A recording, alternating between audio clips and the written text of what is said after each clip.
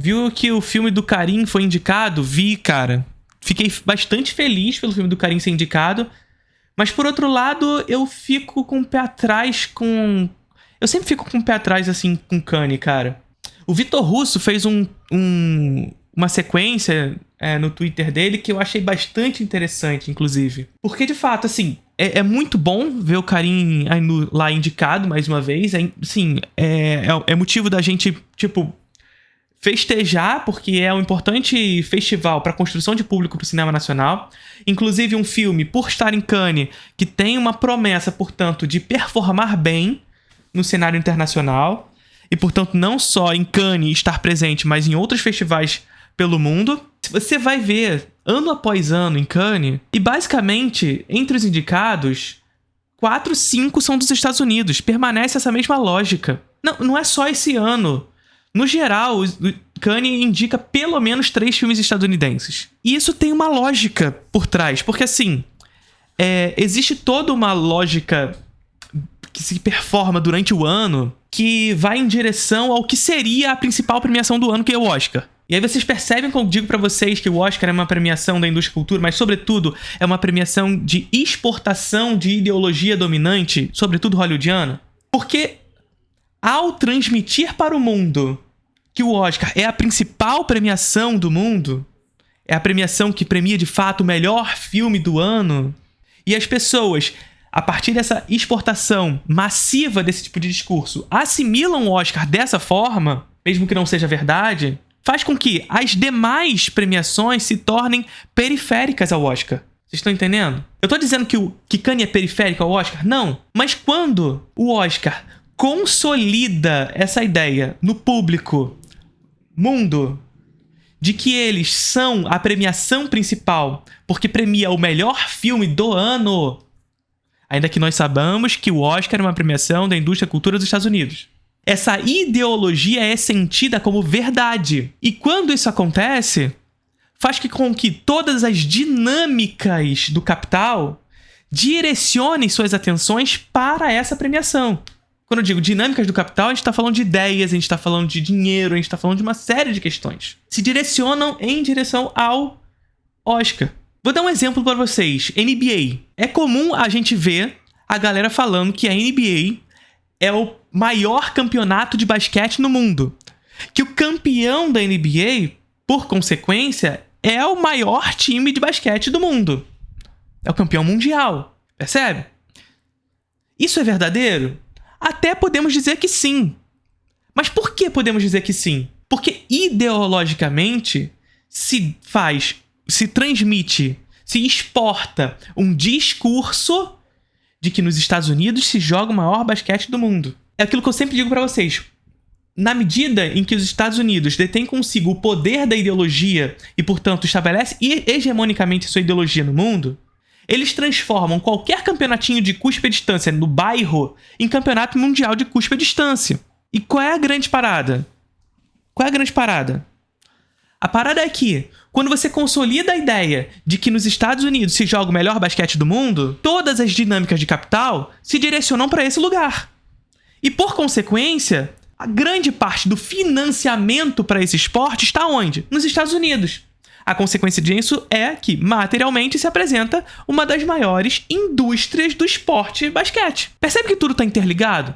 A ideologia molda também a realidade material? A ideologia de consolidar, portanto, o basquete dos Estados Unidos como o maior do mundo faz com que as dinâmicas de capital se direcionem para esse nó da cadeia econômica e faz com que, de fato, haja mais investimento nesse lugar. Havendo mais investimento, por consequência, nós temos o melhor ali sendo produzido. Com o cinema, de certa forma, é semelhante. Nós temos uma dinâmica ideológica que se constrói para o mundo de que o Oscar é a premiação principal do ano. Ela, inclusive, é feita no início do ano seguinte, depois que todas as premiações do ano passado já aconteceram. E transmite-se, exporta-se para o mundo a ideia de que se trata da principal premiação do mundo, mas não só isso, a premiação que premia o melhor filme daquele ano.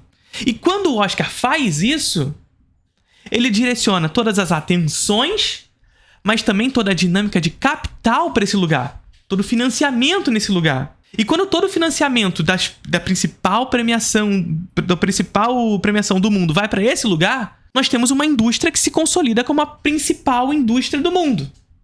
E eu não digo nem a indústria que mais produz, porque nem é os Estados Unidos a indústria que mais produz, mas se consolida como a principal indústria do mundo. A consequência disso, portanto, da construção de uma ideia é prática também. É na prática nós vermos uma indústria forte nos Estados Unidos, que tem por consequência também um grandiosíssimo número de filmes bons sendo produzidos por lá, mas também número de filmes horrorosos. Afinal, nós estamos falando de uma indústria de produção em massa. Sacou?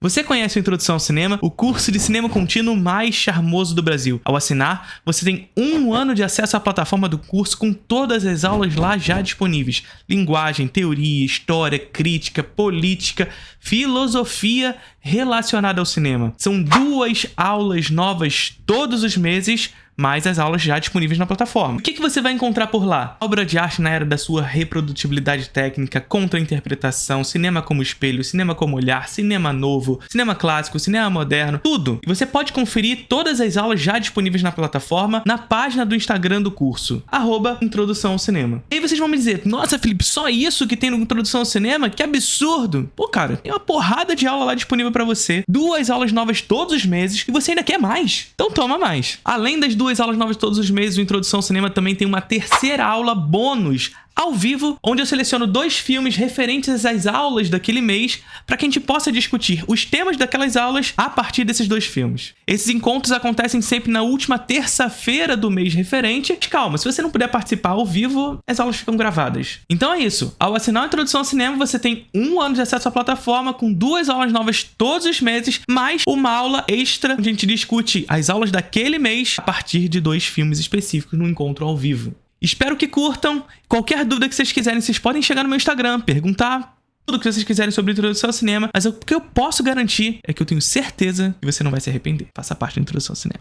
E aí, quando a gente fala de outras premiações como Cannes, Berlim, Veneza e tudo mais, a gente vai vendo que, a despeito do que a história nos mostra, porque historicamente Cannes já foi menos dependente do Oscar, digamos assim.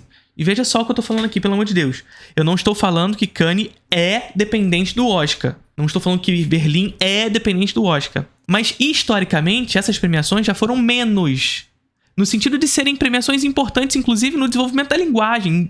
Premiações importantes no que tange à disseminação da novela vague, por exemplo. Saca? E hoje, visto que cada vez mais se consolida a ideia e, portanto, a ideologia de que o Oscar é a premiação principal do mundo, não por Cannes, mas pela força do Oscar mesmo, as premiações que acontecem antes passam a ser uma espécie de periferia do Oscar. E a gente vê os indicados a Palma de Ouro em Cannes esse ano, e a gente vê, eu não lembro agora exatamente, mas são 3 ou 4 indicados dos Estados Unidos. São 3 ou 4 indicados dos Estados Unidos. É porque os Estados Unidos fazem o melhor cinema do mundo? Não. É porque os Estados Unidos têm consigo, debaixo do braço, a ideologia. Transmitindo para o mundo a ideia de que sim, fazem o melhor cinema. Mas a ideia, que por acaso se confirma na prática, porque na medida em que a dinâmica de capital vai em direção a esses lugares, se consolida sistemas de objetos. Sistemas de ação que permitem que seja uma das principais e mais fortes indústrias do mundo. Tá ligado? Do que eu tô dizendo? A gente vê Cannes, que teoricamente é uma premiação que, historicamente pelo menos, tem uma certa variedade. E nós temos lá, entre os indicados, 4 filmes americanos. Aí tem filme canadense, filme europeu pra caralho. Assim, mas mesmo assim, filme europeu é um italiano, um francês, um alemão, um daqui, um dali, um japonês lá na Ásia, um chinês, que tem um filme do Jia Zhangke, mas 4 americanos e um brasileiro. Ou seja, assim, sul global, foda-se. Nem existe. Bota um ali. E mais do que isso, sempre as cartas marcadas. E mais uma vez, isso aqui não é uma crítica ao filme do Karim lá, porque, porra, que bom que tá lá. Isso é indício de um filme brasileiro performando bem nos principais festivais do mundo. Que maravilhoso que o filme do Karim tá lá. De verdade. Mas é sempre as cartas marcadas. Os diretores americanos sempre os mesmos. Os diretores franceses e italianos sempre os mesmos. E os diretores brasileiros sempre os mesmos. É sempre Kleber e sempre Karim. Sempre. Cadê a oportunidade, por exemplo, da Juliana Rojas? Que ganhou Berlim com Cidade Campo. Vocês estão entendendo? Vocês estão entendendo que poderiam ter 2 filmes brasileiros lá? Mas ter 2 brasileiros é demais? Mas tá tudo bem ter 4, 5 estadunidenses? O filme da Juliana Rojas ganhou Berlim. Isso significa uma boa performance no cenário internacional. Que poderia ter, por consequência, mais um filme brasileiro lá. E não tá. Vocês estão entendendo? E para além de Brasil, cadê? Não tem. América Latina. Quando tem um filme africano. Vocês estão entendendo? Título do vídeo. Da NBA a novela vaga em 5 minutos. Pois é. É isso. Estamos discutindo se a NBA é melhor que o basquete europeu. Cara, então, é aquela questão, né? Que sempre dizem, o NBA vai pra Europa e se fode lá, mas vai com jogadores alternativos. A discussão não é nem essa, tá ligado? A discussão é que, de fato, a NBA se consolida como um dos principais campeonatos no mundo, porque se constrói uma ideologia de que lá joga o melhor basquete do mundo e, portanto, todo o financiamento se direciona para esses lugares, fazendo com que eles possam pegar jogador de tudo que é canto. Por que vocês acham que no futebol, por exemplo, a maior quantidade de dinheiro que envolve o esporte tá na Europa e não no Brasil, tá ligado? Porque se construiu ideologicamente que aqui no Brasil a gente até produz grandes craques, mas o futebol profissional, futebol tudo isso, tá lá. Que o jogador do Brasil sai daqui e vai se lapidar lá. Meu ovo. O jogador brasileiro sai do Brasil pra ir pra lá se estragar. Se ele não pega um Ancelotti da vida que permite o jogador brasileiro ser brasileiro, ele vai pra lá se fuder. Porque os europeus cortam as asinhas do brasileiro todo. Aquele jogo mecânico, burocrático, chato pra caralho. Professor tem time na NBA. Eu sou americano, por acaso? Vê se eu tenho cara de americano. Eu posso até ver um jogo de basquete e curtir o jogo de basquete. Mas eu vou curtir o jogo e não torcer pra um time. Endrick tem esse risco. Eu não acho que o Endrick vai ter esse risco porque ele vai estar com o Ancelotti. E o Ancelotti sabe lidar com o jogador brasileiro. Tanto é que, quais são os principais jogadores brasileiros que estão jogando na Europa hoje? São jogadores que estão no Real Madrid. Gabriel Jesus se ferrou nessa. Gabriel Jesus é craque. Só que ele se fudeu na mão de Guardiola. Ah, mas você tá falando Guardiola, melhor técnico do mundo. É, melhor técnico do mundo pra treinar inglês. Pra treinar espanhol. Pra brasileiro, não. Enfim. É isso. Curtiram o vídeo? Aquele vídeo ali. Vídeo exclusivo pra mim. Curtiram o vídeo?